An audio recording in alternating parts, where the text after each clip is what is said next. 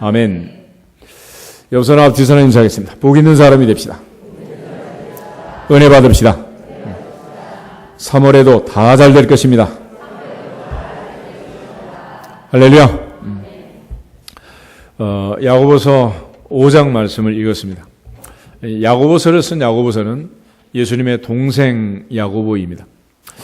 예수님의 살아계실 때, 예수님의 형제들이 있는데, 살아계실 때는 뭐 그렇게 동생들이 두각을 나타내지 않았어요. 그런데 예수님께서 이제 세상 떠나시고 승천하신 이후에 사도행전의 기록을 보면 이 야고보서를 쓴 이 야고보, 예수님의 동생 야고보는 예루살렘 교회에서 최종 결정권을 행사하는 그런 사람이었던 것을 보게 되는데, 우리 사도행전 15장을 한번 찾아보겠습니다. 사도행전 15장.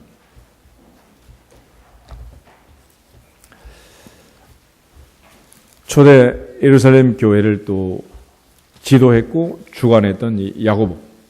당시에 이제 사도 바울과 바나바가 선교 여행을 하면서 부닥친 문제가 할례의 문제였습니다.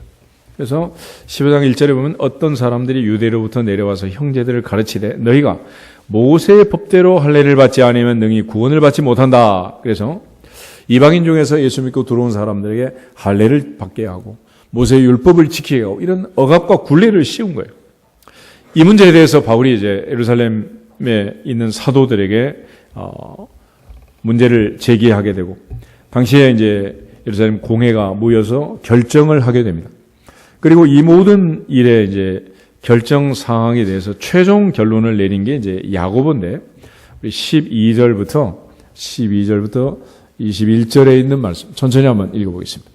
온 무리가 가만히 있어 바나바와 바울이 하나님께서 자기들로 말미암아 이방인 중에서 행하신 표적과 기사에 관하여 말하는 것을 듣더니 말을 마침에 야고보가 대답하여 이르되 형제들아 내 말을 들으라.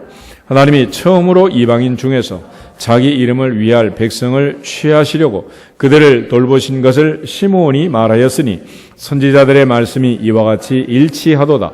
기록된 바 이후에 내가 돌아와서 다윗의 무너진 장막을 다시 지으며 또 그 허물어진 것을 다시 지어 일으키리니 이는 그 남은 사람들과 내 이름으로 일컬음을 받는 모든 이방인들로 주를 찾게 하려 함이라 하셨으니 즉 예로부터 이것을 알게 하시는 주의 말씀이라 함과 같으니라. 그러므로 내 의견에는 이방인 중에서 하나님께로 돌아오는 자들을 괴롭게 하지 말고 다만 우상의 더러운 것과 음행과 목매어 죽인 것과 피를 멀리하라고 편지하는 것이 옳으니 이는 예로부터 각 성에서 모세를 전하는 자가 있어 안식일마다 회당에서 그 글을 읽음이라 하더라. 아멘. 여기 보면 이제 야고보가 최종적인 자기의 의견을 제시하게 되고 네 가지를 얘기했습니다. 더 이상 이방인 중에 예수 믿는 사람들에게 그리스도인으로 돌아온 그 형제 자매들에게 무거운 짐을 매게 하지 마라. 그래서 이 공회에서 여러 가지 의견이 오고 가고, 특별히 베드로가 7절부터 보면 많은 변론 후에 베드로가 일어나서 자기 의견을 또 얘기하게 됩니다. 그런데 최종 결론을 내린 것은 야고보였어요. 야고보가 네 가지 결론을 내렸는데, 첫째 우상 섬기는 것, 두 번째 음행하는 것, 세 번째 목매어 죽인 것, 마지막은 피를 멀리해라. 이 네 가지를 결정하고 그 외에 할례를 받아라, 또 뭐 율법을 지켜라, 그래야 구원받는다, 이런 식으로 옥죄지 말라는 거예요. 이러한 결정을 하게 되는 이 과정에 야고보의 역할을 보게 되는데, 야고보가 보낸 편지가 바로 이제 이 야고보서라는 겁니다. 야고보서의 주제는 한마디로 행동하는 믿음, 행함 있는 믿음, 살아있는 믿음, 생동하는 믿음을 증언했습니다. 야고보는 한마디로 행함이 없는 믿음은 그 자체가 죽은 것이다 라고 해요. 영혼이 없는 몸이 죽은 것 같이 행함이 없는 몸은 죽은 것이다 그랬습니다. 야고보는 이처럼 믿음을 강조했는데, 야고보가 강조하는 믿음은 행함이 있는 믿음, 생동하는 믿음, 살아있는 믿음, 그 믿음을 강조한 거예요. 흔히 우리가 말틴 루터 종교개혁을 보면 이제 이신칭의, 그래서 믿음으로 의롭다함을 받는다, 그래서 행함이 아니고 믿음이다라는 것을 굉장히 강조를 하죠.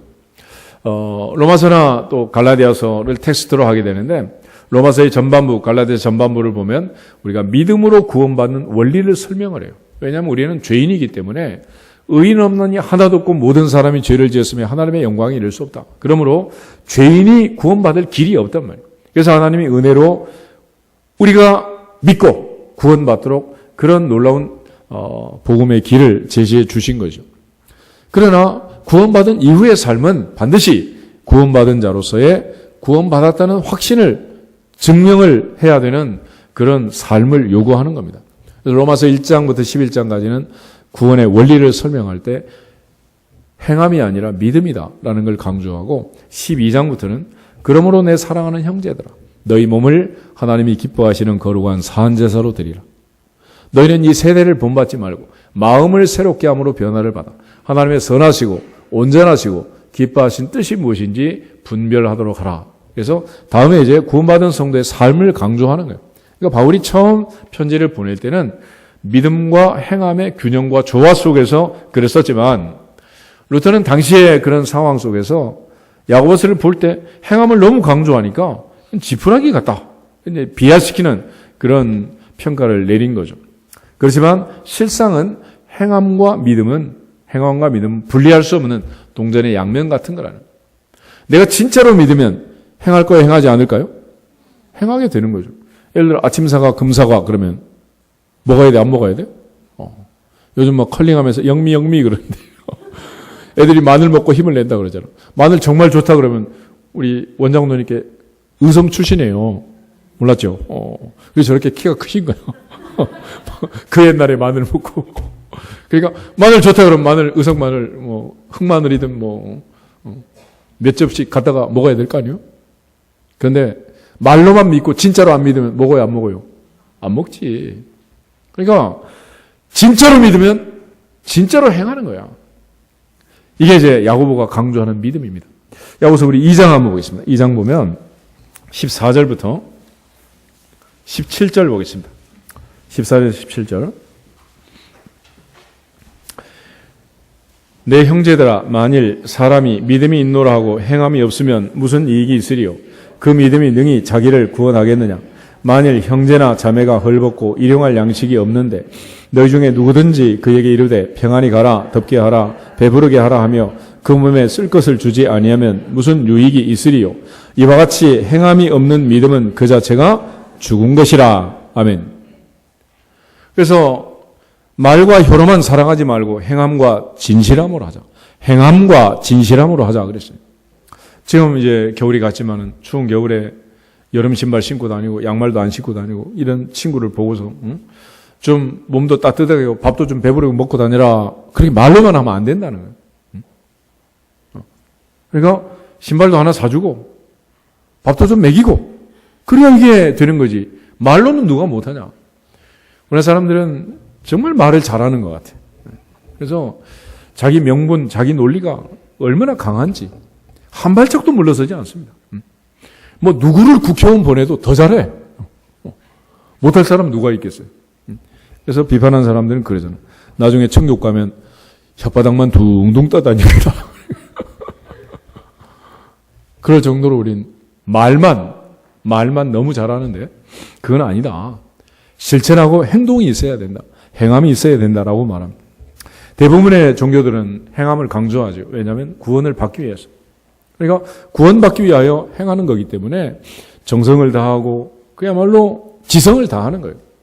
우리 40일, 21일 새벽 기도도 하루 빠져도 그냥 은혜로 넘어가지만 만약에 절에 다니는 사람들 한번 빠지면 어떻게 하는 줄 알았어요? 다시. 그날부터 다시 하는 거예요, 또. 우리 막 넘어가도 빠져도 막 상 달라고 막 빡빡 우기잖아. 그건 없는 거야. 그 정도로 그 사람들은 행위를 강조해요, 행위를. 그러나 우리는 행하는 이유는 뭐냐? 구원받았기 때문에 행하는 것입니다. 아멘? 구원받기 위해서가 아니라 구원받았기 때문에. 주일 예배를 드리는 것은 구원받기 위해서가 아니라 구원받았기 때문에. 할렐루야. 우리가 찬양하는 것도 구원받기 위해서가 아니라 구원받았기 때문에. 헌금하는 것도 구원받기 위해서가 아니라 구원받았기 때문에. 할렐루야. 그래서 이 행함이 전혀 이제 차원이 다른 거예요. 그런 차원에서 구원은 은혜로 믿음으로 받지만 우리의 행함은 이제 상급과 심판의 대상이 되는 것입니다. 이처럼 구원과 상급의 대상이 되는 중요한 이 행함이 강조돼야 되는 게 사실이지만은 그동안 너무 우리가 종교개혁의 그 개혁주의들의 그 사상 중요하지만 행함을 배제한 그저 뭐 신앙과 교리만 확신하면 모두 다 천국 아랫목에 가 있는 것 같은 그런 생각을 했단 말이에요. 그렇지만 정작 중요한 것은 이제 행동하는 믿음, 살아있는 믿음이다라는 걸 강조합니다. 야고보가 이제 이런 편지를 쓸 당시 이제 1장 1절을 보면 야고보는 흩어져 있는 12지파에게 문안한다. 당시에 이제 유대인의 인구가 대략 한 95만, 96만 뭐 이 정도 되는 인구입니다. 그런데 대략 한 5만, 6만은 예루살렘에 살았고 나머지는 전부 이제 흩어져서 터키라든지 지중해 연안에 있는 나라들, 심지어 아프리카, 이집트 이런 데 가서 이제 산 거예요. 딱 흩어져 있는 그런 삶을 사는 그들에게 야고보가 강조하는 것은 하나는 인내해야 되고 또 하나는 지혜로워야 한다라고 했지만 야고보서에 보면 이제 또 하나 강조되고 있는 게 야고보의 기도입니다. 기도. 근데 야고보가 강조하는 기도를 보면 살아있는 믿음을 가진 진짜 믿음을 가진 사람들의 진짜 기도가 뭔가를 가르쳐 주는 거예요. 그래서 오늘 본문에도 이제 그런 얘기가 나오지만 먼저 1장을 한번 보겠습니다. 1장 우리 5절에서 8절. 1장 5절부터 8절. 너희 중에 누구든지 지혜가 부족하거든 모든 사람에게 후히 주시고 꾸짖지 아니하시는 하나님께 구하라 그리하면 주시리라. 오직 믿음으로 구하고 조금도 의심하지 말라. 의심하는 자는 마치 바람에 밀려 요동하는 바다 물결 같으니 이런 사람은 무엇이든지 주께 얻기를 생각하지 말라. 두 마음을 품어 모든 일에 정함이 없는 자로다. 아멘. 하나님께 지혜를 구하면서 하나님께 구하라 그러면 주시리라 그러잖아. 그럼 구하라 그러면 주시리라 했으면 내가 구하면 주신다 안 주신다? 주시는 거죠. 이게 너무도 분명한 하나님의 말씀에도 불구하고 의심하는 사람이 있단 말이에요. 염려하는 사람이 있어요. 그래서 바울은 빌립보서 4장에서 아무것도 염려하지 말고 다만 모든 일에 기도와 간구로 너희 구할 것을 감사함으로 하나님께 아뢰라. 그러면 모든 지각에 뛰어난 하나님의 평강이 그리스도 예수 안에서 너희 마음과 생각을 지키시리라. 약속을 해 주셨단 말이에요. 오늘 야고보는 오직 믿음으로 구하고 조금도 뭐하지 말라? 의심하지 말라. 의심하는 사람은 마치 바람에 밀려 요동하는 바다 물결 같다. 두 마음을 품어 모든 일에 정함이 없는 사람이다. 이런 사람은 아무것도 주님께 얻기를 생각하지 말아라 그랬습니다. 출렁거리는 바닷물처럼 계속해서 두 마음을 가지고 있으면 이거 안 된다. 그래서 우리가 기도할 때는 오직 믿음으로 기도해야 한다라는 것이 야고보가 강조하는 기도입니다. 그러니까 야고보가 강조하는 기도는 생동하는 믿음, 살아있는 믿음, 전능하사 천지를 만드신 하나님 아버지를 진짜로 믿는 진짜 기도를 하라는 거예요. 그렇다면 왜 응답이 없겠느냐? 야고보서 4장을 한번 보겠습니다. 4장 1절에서 3절. 야고보서 4장 1절부터 3절. 너희 중에 싸움이 어디로부터 다툼이 어디로부터 나느냐? 너희 지체 중에서 싸우는 정욕으로부터 나는 것이 아니냐? 너희는 욕심을 내어도 얻지 못하여 살인하며 시기하여도 능히 취하지 못함으로 다투고 싸우는도다. 너희가 얻지 못함은 구하지 아니하기 때문이요 구하여도 받지 못함은 정욕으로 쓰려고 잘못 구하기 때문이라. 아멘. 첫째 우리의 책임은 구하는 거예요. 구하라 그러면 주시리라 하신 말씀 붙들고 기도하는 자에게 응답하심을 믿습니다. 그러니까 얻지 못하는 것은 구하지 아니하는 것이고 또 하나 잘못 구하는 것. 정욕으로 쓰려고 욕심을 부리면서 잘못 구하면 안 주신다는 거죠. 우리가 자녀들 양육하면서 주세요, 사주세요, 뭐 이것저것. 그러지만 다 사주는 건 아니잖아요. 필요하다고 생각될 때. 묻지 않아도 사줄 수 있겠지만 필요치 않은 걸 구할 때는 무조건 사주면 아이들의 인생을 잘못된 길로 인도할 수가 있단 말이에요. 그래서 하나님께서도 우리의 기도를 다 응답하지 않고 어떨 때는 물에 빠져 죽어올 때 당장 응답하기도 하고 홍해바다를 가르고 또 풀무불 속에서라도 살려주시고 이렇게 긴급하게 응답하시는 경우도 있어요. 그렇지만 어떨 때는 안 된다. 심지어 모세가 하나님 앞에 기도하면서 가나안에 들어가게 해주세요 그랬더니 안 돼. 다시는 말하지 마. 그리고 하나님께서 거절을 하셨어요. 사도 바울이 자기 몸에 가시가 있어서 하나님 너무 힘이 듭니다. 제거해 주세요. 3번씩이나 기도했는데 하나님께서는 내 은혜가 내게 족하다. 그냥 살아라. 그러셨다고. 이상하잖아요. 아니, 남의 기도는 다 들어주시고 왜 내 기도만 안 들어줘? 그렇지만 안 들어준 게 아니라 그거는 노라고 하시는 게 응답이야. 할렐루야. 응답의 종류가 S가 있고 노가 있는 거예요. 노라고 다 응답 안 해줬다. 그렇게 말하는 거는 잘못된 거라. 내가 구하지 않아서 아무런 결과를 얻지 못했다. 그러면 내가 잘못한 거죠. 그렇지만 하나님께 기도하면 하나님은 주시기도 하고 안 주시기도 하고, 때와 시점은 누가 정하신다? 하나님이 정하시는 거. 어떤 것을 주시는가 하는 것도 하늘의 하나님이 정하는 거지, 내가 구하는 대로, 내가 우기는 대로 다 주는 건 아니에요. 그러나 어떤 경우에는 또 다 주실 때도 있어요. 그때는 언제냐? 하나님의 뜻대로 구할 때. 할렐루야. 요한복음 15장 한번 보실까요? 요한복음 15장. 예수께서 마지막 만천석에서 하시는 말씀인데, 거기 보면 무엇이든지 응답받는 또 그런 조건도 있습니다. 7절 보겠습니다. 7절 한 절만. 요한복음 15장 7절. 너희가 내 안에 거하고 내 말이 너희 안에 거하면 무엇이든지 원하는 대로 구하라. 그리하면 이루리라. 아멘.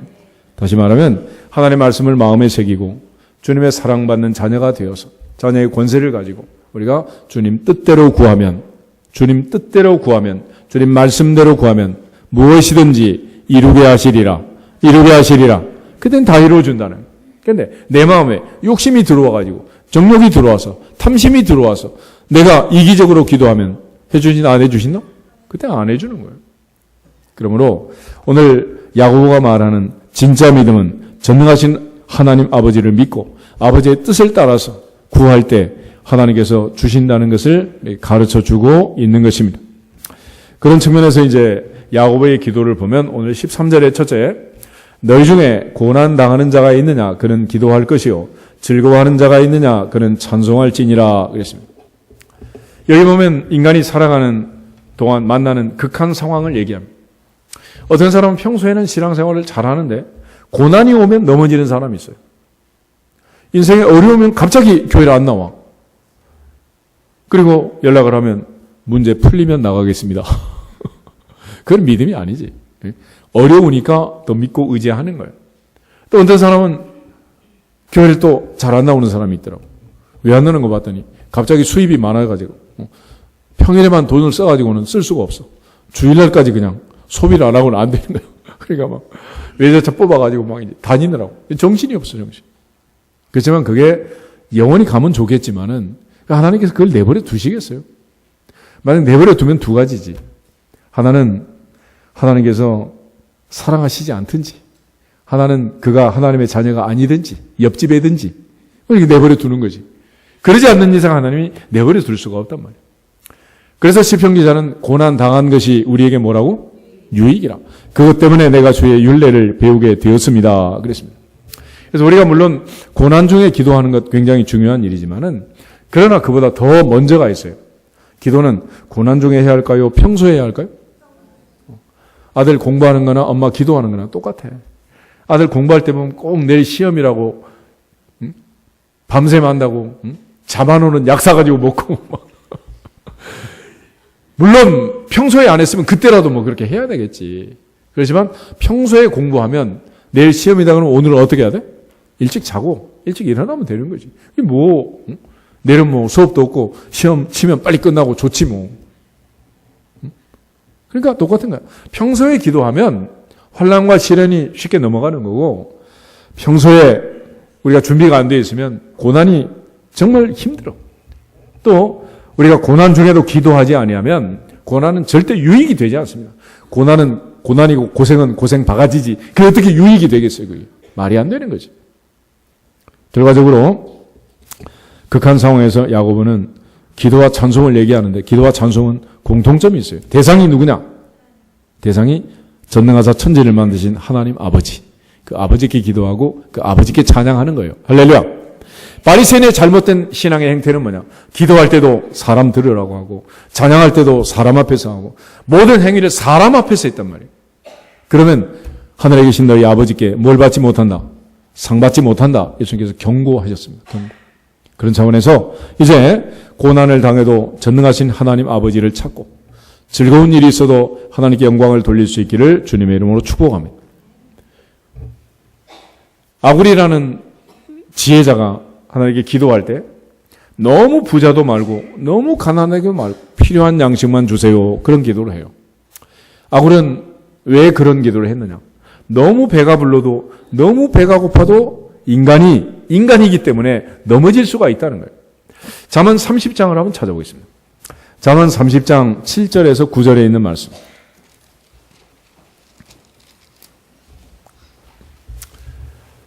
잠언 30장 7절부터 9절. 945페이지. 내가 두 가지 일을 주께 구하였사오니 내가 죽기 전에 내게 거절하지 마시옵소서. 곧 헛된 것과 거짓말을 내게서 멀리하옵시며 나를 가난하게도 마시옵고 부하게도 마시옵고 오직 필요한 양식으로 나를 먹이시옵소서. 혹 내가 배불러서 하나님을 모른다 여호와가 누구냐 할까 하오며 혹 내가 가난하여 도둑질하고 내 하나님의 이름을 욕되게 할까 두려워함이니이다. 아멘. 너무 배가 부르면 하나님이 누구냐 난 모른다 그런다. 신명기 8장 말씀처럼 하나님이 재물을 얻을 능력을 주시만 하나님께서 그 힘과 능력을 주셔서 재물을 얻고 나면 인간이라는 것은 내 손과 내 힘의 능력으로 내가 이 재물을 얻었다 그렇게 말한다는 거예요. 얼마나 어리석은 일이냐는 거죠. 그래서 너무 부자 되지 않게 해주세요. 또 하나는 너무 가난하지도 말게 해주세요. 왜냐하면 너무 가난하면 또 하나님의 영광을 가리고 도둑질하고 다닐 수가 있단 말이에요. 그래서 적당하게 해주세요. 그런 거예요. 그런 측면에서 바울은 풍부와 궁핍에 부요함과 가난함에 배부름과 배고픔에 처할 줄 아는 일체의 비결을 자족이래요. 자족. self-sufficient. 항상 감사하고 만족하는 것. 나는 일체의 비결을 배웠다. 자족하는 거다. 그랬습니다. 그러므로 오늘 하나님의 은혜 안에서 우리가 어떤 일을 만나든지 어떤 상황에 처하든지 전능자를 바라볼 수 있기를 주 이름으로 축복합니다. 평안에도 하나님을 바라보고 고난 중에도 하나님을 바라보고 즐거운 일이 있어도 하나님께 영광을 돌리고 할렐루야. 그런데 세상 사람들은 조금만 힘들면 힘들다고 아우성치고 조금만 좋으면 샴페인 터뜨리고 그냥 난리치고 그러나 하나님의 자녀들은 내 가는 인생길이 요람에서 무덤까지 전능자의 손에 있음을 믿고 하나님만 바라보기를 주 이름으로 축복합니다. 그런 차원에서 야고보는 고난 중에도 절망하지 않고 즐거움 중에도 자만하지 않고 기도와 찬양으로 하나님 아버지를 찾는 것이 진짜 믿음이다. 살아있는 믿음이다. 그 믿음을 강조하는 거예요. 그러므로 고난 중에도 전능하신 하나님께서 내게 고난 주시는 이유를 알고 왜 이런 고난이 왔는가를 생각하면서 하나님을 찾는 믿음의 사람들이 되기를 주의 이름으로 축복합니다. 동의보험에도 보면은 사람이 살다가 병이 들면 네 인생을 돌아보아라 그래. 어느 날 갑자기 그런 일이 생기지 않는다는 거예요. 왜 내 인생에 이런 일이 왔는지, 왜 하나님이 이 시점에서 내게 이런 빨간 불을 주시는지 생각하면서 돌아보라는 거예요. 오늘 고난 중에 기도하고 즐거움 중에 찬송하라는 이 야고보의 말씀을 기억하면서 앞으로 살면서 특별히 이 좋은 봄날을 맞이하면서 다시 한번 기도로 출발할 수 있기를 주의 이름으로 축복합니다. 예수님 십자가를 앞에 두고 겟세마네 동산에서 그 죽음의 고통을 앞에 두고 주님 하신 일은 기도하신 일이었습니다. 그러나 주님의 기도는 나의 원대로 마시고 누구 원대로? 아버지 원대로 하옵소서. 아버지 원대로 하옵소서. 다 맡겨버리기를 주님의 이름으로 축복합니다. 두 번째 야고보가 강조하는 기도는 14절을 보면 너희 중에 병든 자가 있느냐 그는 교회 장로들을 청할 것이요 그들은 주의 이름으로 기름을 바르며 그를 위하여 기도할지니라. 여기 말하는 장로는 물론 당시 교회 목회자들을 얘기하는 내용입니다. 사도 요한, 사도 야고보, 사도 베드로 모두 다 장로라고 해요. 그래서 성경에 이제는 장로라는 말이 나오는데 이 장로라는 타이틀을 중요하게 여기서 만든 교단이 장로교단이에요. 또 감독이라고 합니다. 감독이라는 말을 교회 목회자를 감독이라고 하는데 이 감독이라는 말을 중심으로 해서 그 단어가 좋아서 만든 교파가 감리교. 그 감리교에서는 감독 그러잖아요. 감독. 어쨌거나 지금 이 병자가 있단 말이에요. 병자가 병든 사람이 있어요. 그러면 그 사람 먼저 혼자 기도해서 병을 나으면 좋지만은 그렇다면 교회 도움을 청해라. 목사님 신방을 받고 가서 기도할 때 그들은 주님의 이름으로 기름을 바르며 그를 위하여 기도하라. 그를 위하여 기도하라. 누구든지 어느 집에 가든지 그 집이 평안하길 위하여 기도하라. 그래서 야고보가 말하는 두 번째 기도는 서로 기도하는 겁니다. 서로. 나는 너를 위해서, 너는 나를 위해서. 나는 너를 위해서, 너는 나를 위해서. 남편은 아내를 위해서, 아내는 남편을 위해서. 부모는 자녀를 위해서, 자녀는 부모를 위해서. 서로 기도하면 결국은 누구를 위하여 기도하는 거예요? 나를 위하여 기도하는 거예요. 그런 측면에서 야고보는 합심해서 기도하고 서로 기도하라고 얘기를 하는 거죠. 그러니까 어떤 중차대한 문제, 나 혼자 해결할 수 없는 그런 인생의 문제가 생겼을 때는 서로 초청해서 서로 기도 제목을 나오고 서로 기도하고 합심 기도하고 특별히 중보 기도해라. 그래요. 중보 기도. 요즘 우리가 중보 기도라는 말을 많이 쓰기도 하고 또 비판하는 사람들은 중보 기도라는 말을 하면 안 된다. 그렇게도 말하기도 하더라고요. 그래서 가만히 들어봤더니 다른 얘기가 아니고 하나님과 우리 사이의 중보자 오직 한 분 예수님밖에 없다. 그러므로 내가 중보 기도한다. 그러면 내가 예수다. 그런 걸로 이제 막 몰아가는 아주 극단적인 표현을 쓰는 사람들이 있더라고. 베드로전서 2장을 한번 찾아보겠습니다. 야고보다 하면 베드로전서가 있는데 2장 9절 10절. 그러면 우리가 이렇게 기도하는 거 이거 문제가 되냐? 정말 그렇다면 우린 중보 기도하면 안 되는 거 아니겠어요? 2장 9절 10절 두 절을 봅니다.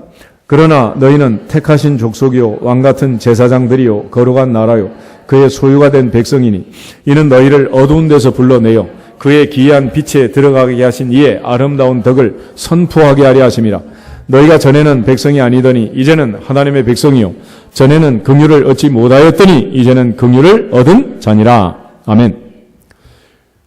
전에는 하나님의 은혜를 받지 못하고 긍휼을 받지 못한 이방인까지, 그야말로 2000년 전 예수님이 오셨을 때 우리나라는 얼마나 땅끝에 속한 나라고 예수님과 전혀 관계없는 그런 족속이고 민족 아니에요.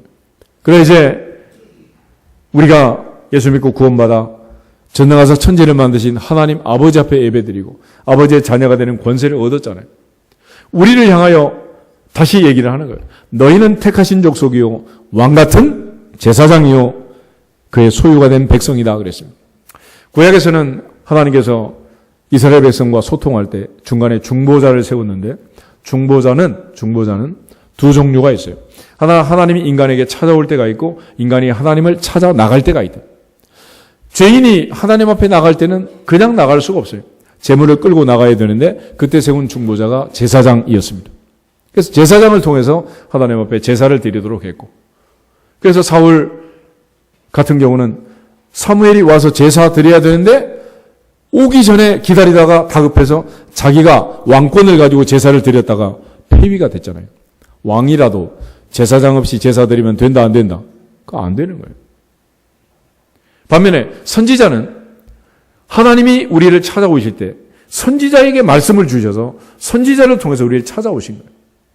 그런 측면에서 예수님께서는 우리를 위하여 십자가에 죽으신 우리의 죄값을 지불한 자기가 제사장이 되시고 자기 몸을 제물 삼아 드린 우리에게 있는 큰 대제사장이다. 그렇게 말하는. 또 예수님은 말씀이 육신이 되어 우리 가운데 오셨고 말씀이신 그분이 직접 오셔서 말씀을 전해 주신 거죠. 그러니까 구약의 제사장과 선지자는 예수님을 근거로 하는 그런 역할 분담을 한 거고, 또 예수님이 승천하시면서 우리에게 너희는 가서 모든 족속으로 제자를 삼아 아버지와 아들과 성령의 이름으로 세례를 주고 내가 너희에게 분부한 모든 것을 가르쳐 지키게 하라 그랬잖아요. 종교개혁자 마르틴 루터가 제안한 게 만인 제사장서라니요. 만인이 이제는 제사장이라는 거예요. 만인이 제사장이면 제사장 역할을 해야지. 제사장은 다른 사람을 위해서 뭐 하는 사람? 기도하는 사람, 축복하는 사람. 이게 제사장 아니에요, 제사장. 그런데 이걸 이제 심하게 이제 용어적으로 이제 자꾸 다투는 사람들이 있어요. 교회가 성전이냐, 헌금이 제물이냐, 목사가 제사장이냐, 그럼 만인이 제사장인데 목사님만 제사장이 아니냐. 이상하잖아. 그래서 이거저거 복잡하게 얘기하면 끝도 없는 거예요. 그래서 우리 같은 죄인을 하나님께서는 거룩한 백성, 성도라고 하는 거 아니에요. 너희는 거룩한 백성이다. 할렐루야. 거룩한 물이다. 성도라고 해주는 거 아니에요. 그래서 우리가 예배 드리는 이 자리를 성전이라 그러고, 우리가 가지고 있는 책을 뭐라 그래? 성경 그러잖아. 홀리 바이블. 그런데 이걸 전부 다 비하라는 거야, 비하를. 그래서 성경 그러지 말고 성서. 그럼 조금 더 멋져 보이나? 성전 그럼 이상하고, 예배당 그럼 멋져 보여? 다른 사람은 다 성경이라고 그러고, 불쌍한 사람들 또 불경이라고 그러는데 너무 불경스러운가? 우린 성경 그러면 안 돼? 이상하잖아. 그거 가지고 따지지 말고, 진짜 중요한 진짜 믿음은 그를 위하여 뭐 하는 거다? 그 집을 위하여 뭐 하는 거다? 기도하는 거라고, 기도. 그 따질 시간 있으면 뭐 하라고? 기도하라고. 그게 진짜 믿음이라고. 할렐루야. 말과 혀로만 하는 것은 가짜라는 거야, 가짜. 그게 뭐가 중요해, 뭐가? 엄마 하는데 유아교육과 나오고 가정학과 나와야 엄마 해요? 엄마는 아무것도 몰라도 돼요. 아이를 뭐 하면 되는 거야? 사랑하면 되는 거야, 사랑하면. 할렐루야. 그래, 그 옛날에 글자를 모르는 할머니, 할아버지, 엄마, 아빠가 나를 낳아서 이렇게 키운 거 아니요. 그러면 그 엄마, 아빠 무식하고 글자도 모르고 성경도 모르고 영어 사전도 찾을 줄 모르고 그럼 다 지옥 갔나? 물론 법법 따지는 이 세상에는 글자 하나가 중요하더라고. 정말 중요하더라고. 너를 사랑해, 너만 사랑해, 너도 사랑해. 다 달라? 다 달라.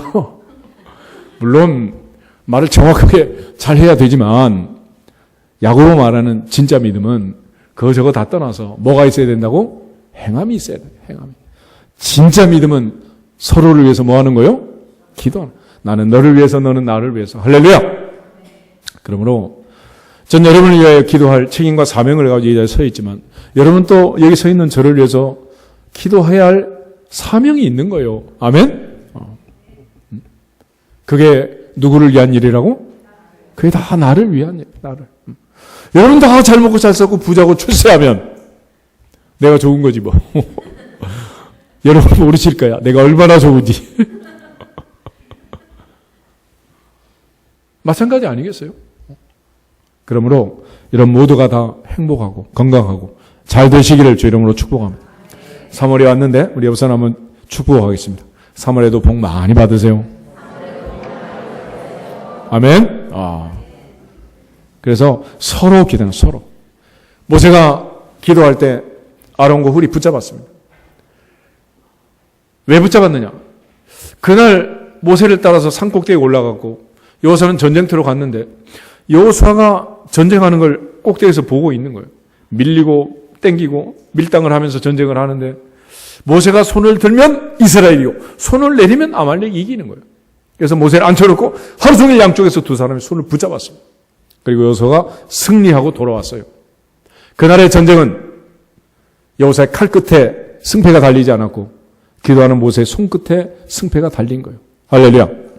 3월에 돼서 이제 아이들이 학교 가고 남편들 직장 가고 사업하고 그러는데 결국 애가 공부를 잘하고 못하고 하는 것도 다 따져보면 연필 끝에 달린 문제가 아니에요. 기도하는 엄마의 손끝에 달렸지. 할렐루야. 근데 엄마 손은 맨날 커피집에 가서 커피잔만 만지작. 그리고 아들한테는 왜 5개 틀렸냐고 따지고 말이야. 그럼 되겠어, 이게? 말이 안 되는 거지. 그래서 이걸 아예 성경에 기록해 놓은 거예요. 출애굽기 17장 보겠습니다.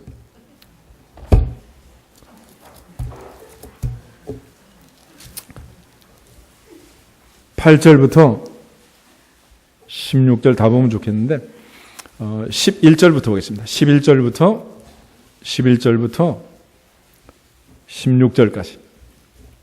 모세가 손을 들면 이스라엘이 이기고 손을 내리면 아말렉이 이기더니 모세의 팔이 피곤함에 그들이 돌을 가져다가 모세 아래 놓아 그가 그 위에 앉게 하고 아론과 훌이 한 사람은 이쪽에서 한 사람은 저쪽에서 모세의 손을 붙들어 올렸더니 그 손이 해가 지도록 내려오지 아니한지라.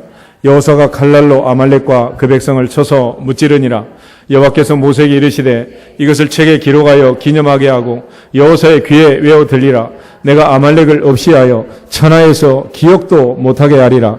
모세가 제단을 쌓고 그 이름을 여호와 니시라 하고 이르되 여호와께서 맹세하시기를 여호와가 아말렉과 더불어 대대로 싸우리라 하셨다 하였더라. 아멘. 다시 말한 대로 전쟁은 누구한테 속했다?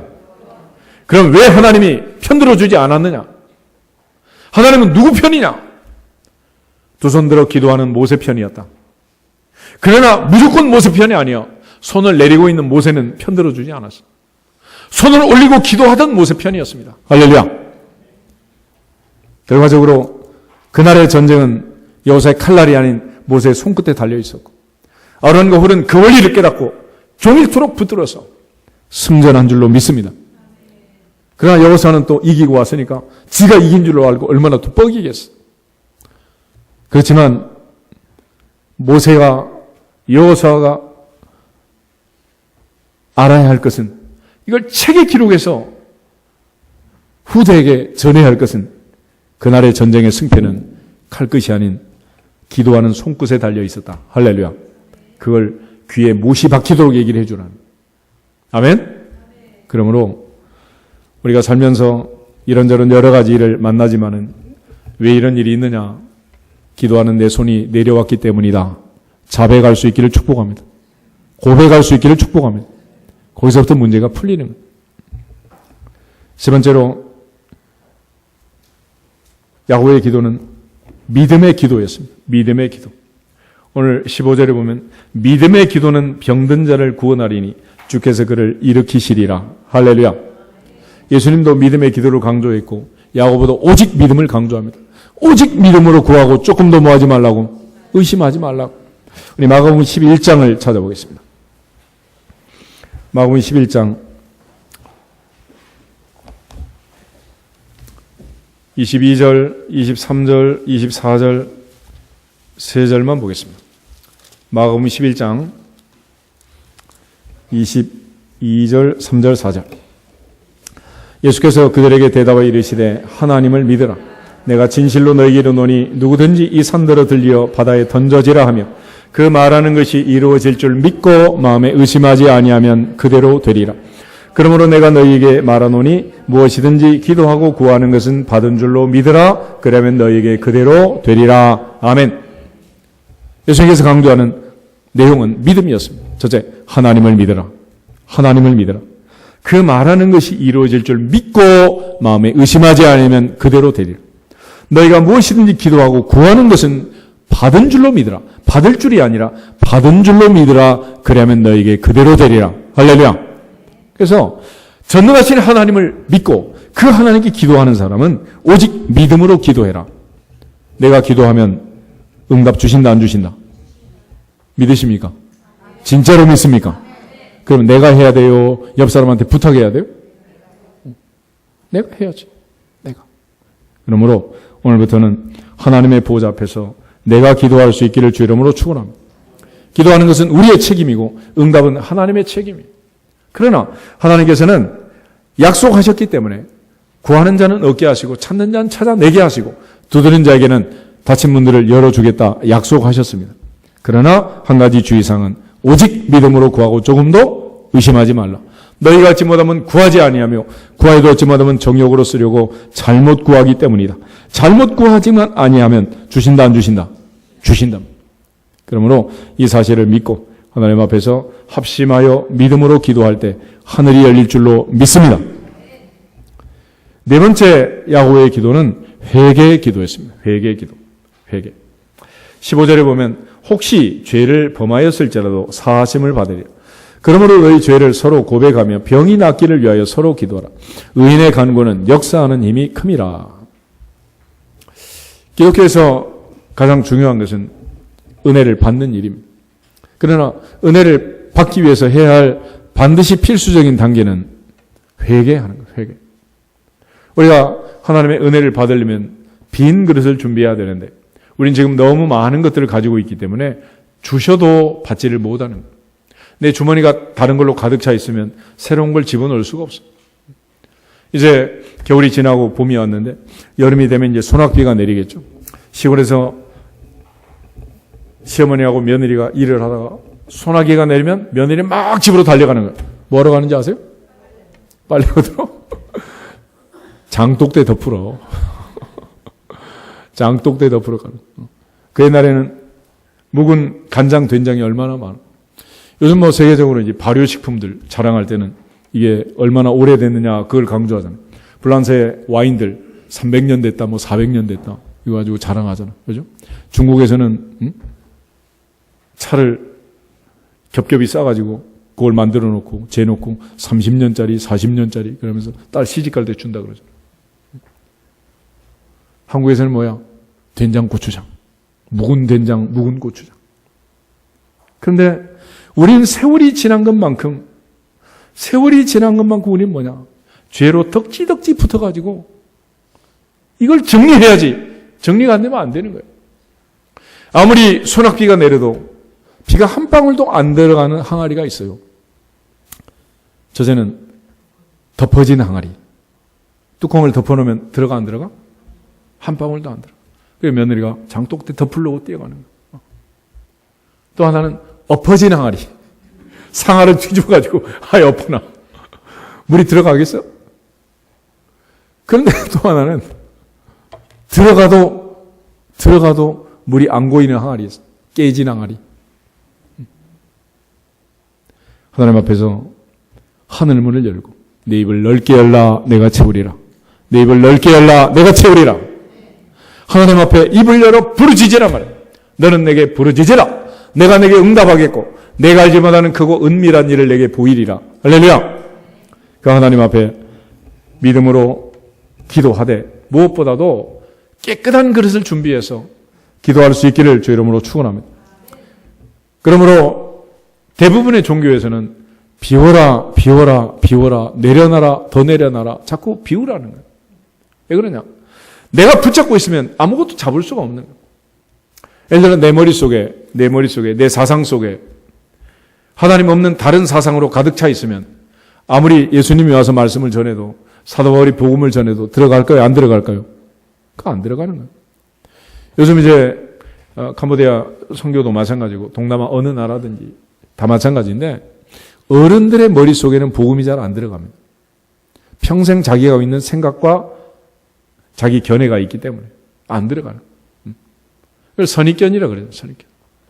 절대 들어가지 않습니다. 그래서 중국에서도 이제 18세 미만의 아이들에게 복음을 전하면 그건 현행범이에요. 불법. 선교 현장에도 어린 아이들한테 복음을 전하는 거지 이미 장성한 사람들, 불교로 머리가 굳어진 사람들에게 복음이 들어갈 수가 없는 거예요. 들어갈 수가 없어요. 그래서 여러분도 자기 나름대로의 생각이 딱 있기 때문에 내가 아무리 설교해도 안 믿을 줄로 믿습니다. 변화가 안 될 줄로 믿습니다. 별로 변화가 안 돼요. 내가 딱 가지고 있는 생각이 있는데 이게 들어오겠습니까? 안 들어오지. 튕겨 나가네. 교육학에서는 나이가 40이 넘으면 학습 효과는 없다 그래요. 그러니까 40 이후에 대학 가는 사람들은 그냥 등록금만 갖다 학교에 기부하는 거지 별로 배울 게 없는 거예요. 내 속에 들어오지가 않아요. 형성이 안 되는 거예요. 문제는 그럼에도 불구하고 성경은 방법이 있다. 그건 뭐냐? 회개하는 거다. 비우라는 거예요. 비우. 요한일서 1장에 보면 만약 우리가 우리 죄를 자백하면 저는 미쁘시고 우로사 우리를 모든 불의에서 깨끗하게 하실 것이요. 만약 우리가 범죄하지 아니하였다면 하나님을 거짓말하는 자로 만드는 것이다 그랬습니다. 하나님께서 원하시는 가장 기뻐하시는 기도 중에 하나는 회개 기도였습니다. 우리가 욥기를 봤었죠? 욥기 42장에 가서 욥의 인생이 마무리가 되고 갑절로 회복이 되고 모든 게 정리가 됐습니다. 욥기 42장 6절에 욥이 하나님 앞에 회개합니다. 회개합니다. 끝났어요. 또 친구들 불러다가 용서하고 같이 합심해서 기도할 때 끝난 줄로 믿습니다. 이스라엘의 역사를 보면 똑같은 장면이 있는데 다니엘서 9장을 찾아보겠습니다. 다니엘서 9장.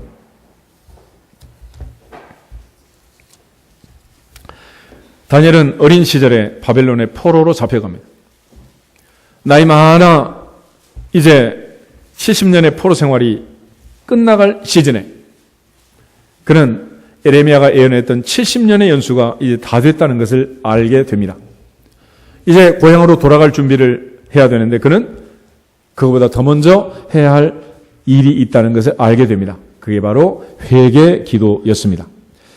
다니엘 9장 1절부터 4절까지 우리 같이 한번 읽어보겠습니다. 다니엘 9장 1절에 4절. 메대 족속 아하수에르 아들 다리오가 갈대아 나라의 왕으로 세움을 받던 첫 해, 곧 그 통치 원년에 나 다니엘이 책을 통해 여호와께서 말씀으로 선지자 에레미야에게 알려주신 그 연수를 깨달았나니 곧 예루살렘의 황폐함이 70년 만에 그치리라 하신 것이니라.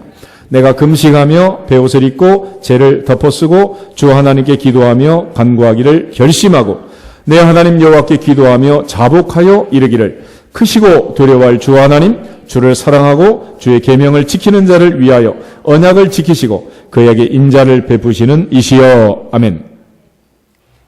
70년이 됐는데 이제 상황이 끝났는데 가만히 있어도 이제 시간만 지나면 될 것 같은데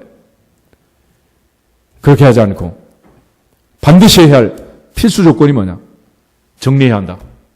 그래서 다니엘이 민족의 죄를 짊어지고 자기의 죄를 가지고 하나님 앞에 기도하며 간구하기를 결심하고 드디어 자복하며 기도하기 시작합니다. 이때 무슨 일이 일어났느냐? 20절 보겠습니다.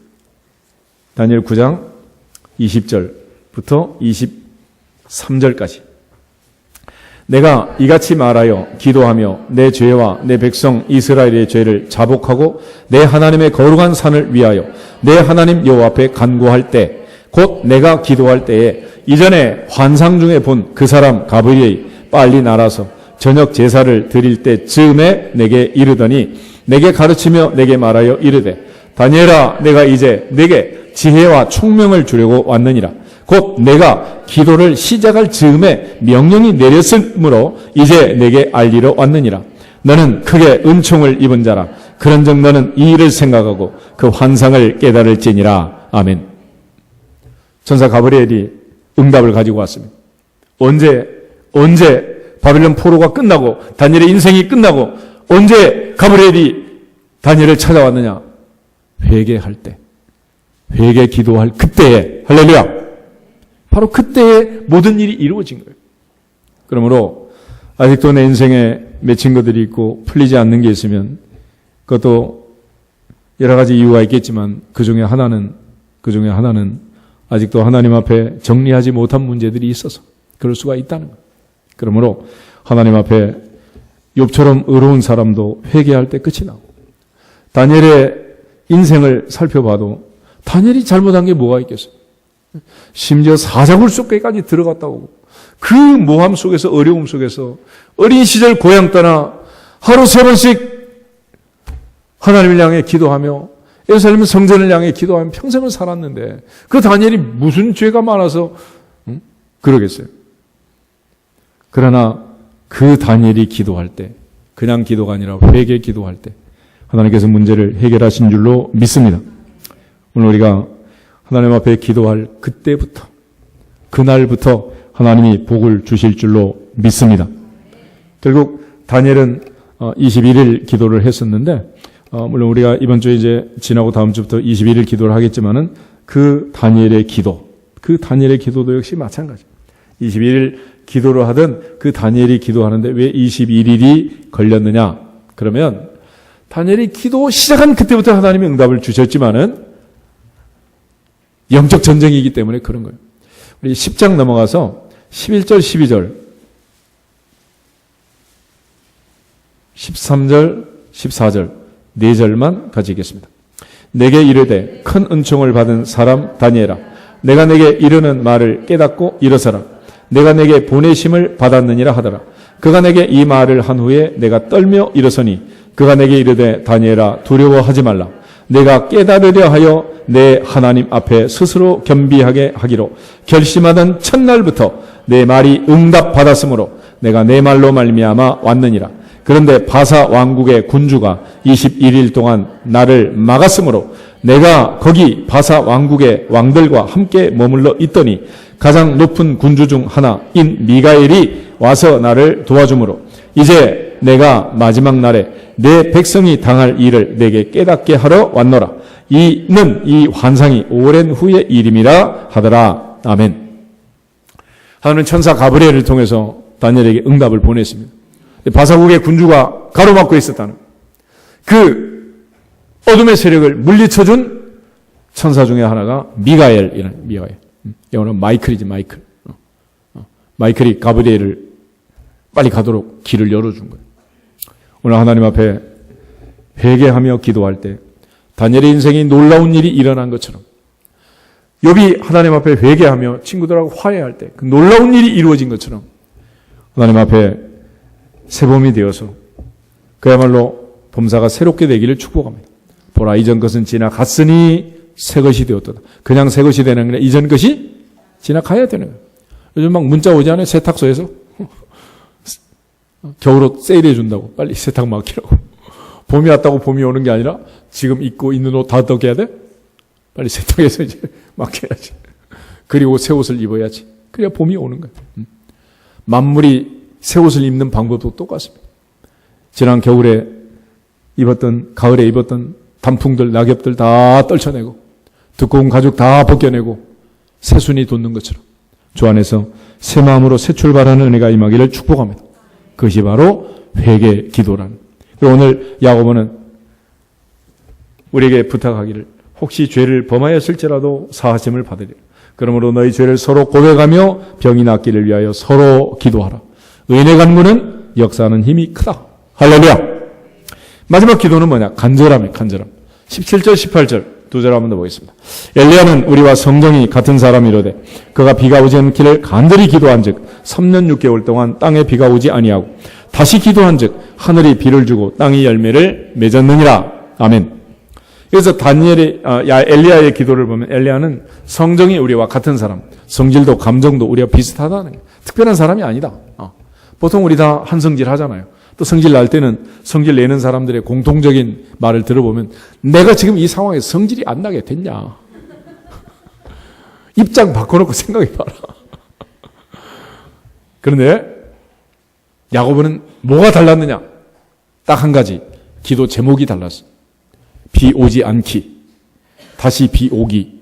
이게 야고보의 기도 제목, 엘리야의 기도 제목이었습니다. 그러니까 우리가 이 기도 제목을 가만히 보면 말 된다 안 된다? 말도 안 되잖아. 그러니까 기도 제목이 말이 안 될수록 믿음이 큰 거야. 아들을 위해서 기도하면 새학기가 됐는데 반에서 1등 그런 얘기 하지 마. 전교 1등 하지 말고 전국 수석. 할렐루야. 뭐 그렇게 기도하는데 뭐 아파트 팔아야 되나? 집 팔아야 그런 기도할 수 있어? 이사 안 가도 돼. 어차피 하는 거 뭐 신세 지는 거 전교 1등 말고 전국 수석. 할렐루야. 하나님 앞에 기도하면서 그러나 그렇게 해달라고 간절히 구하라는, 간절히 진짜로 아들 전국 수석 해달라고 간절히 하면 해준다 안 해준다? 친정 가서 돈 받아오는 방법은 한 가지야. 들어가서 첫발 디디면서부터 3박 4일 울면서 나오면 돼. 그냥 울어. 다른 얘기 하지 말고. 진짜로 절절히 간절히 울면 집을 팔든 돈을 팔든 해줄 거 아니야. 간절하지 않으니까 대충대충 하니까 꼼을 쳐놓은 거 있는 줄 알고 안 해주는 거지. 하나님께 똑같아. 그러므로 간절히 기도하면 열리리라. 예수님 비유 중에 그런 게 있잖아요. 한밤중에 원룸 시스템에서 온 식구가 잠을 잡니다. 한 사람 입을 땡기면 저쪽 발 나오고 이쪽 땡기면 저쪽 나오고 이렇게 원룸에서 온 식구가 자는데 친구가 찾아온 거예요. 밤중에 문을 두드리고 도와달라. 누가 도와주겠냐는 거야. 누가. 그렇지만 친구 때문이 아니라 그 간청함을 인하여 소용대로 주리라. 간청함을 인하여 소용대로 주리라. 간절하게 요청을 하면 주신다 안 주신다? 주신다. 그래서 인디안들은 비가 오지 않을 때 비 오게 해주세요. 그렇게 기도를 하는데 한 번도 실패를 하지 않는데 인디아는 비가 올 때까지 간절히 기도하니까. 할렐루야. 그러므로 하나님 앞에 새봄이 됐습니다. 야고보의 기도를 생각하면서 고난 중에는 기도하고 즐거움 중에는 찬송하고 나는 너를 위해서, 너는 나를 위해서, 그를 위해서, 그 집을 위해서 서로 합심 기도하기를 축복합니다. 오직 믿음으로 기도하고 특별히 회개하면서 빈 그릇을 준비하면 하나님은 넘치도록 부어주실 줄로 믿습니다.